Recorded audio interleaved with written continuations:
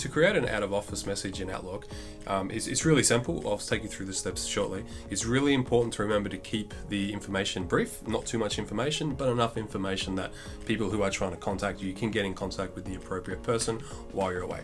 I'll show you how to do it. Within Microsoft Outlook, go to File, Automatic Replies, Send Automatic Replies.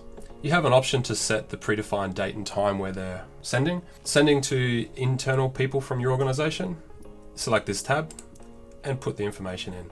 For people external to your organization, click the Outside My Organization tab and do the same thing. Once ready, hit OK. And you should see that automatic replies are now turned on.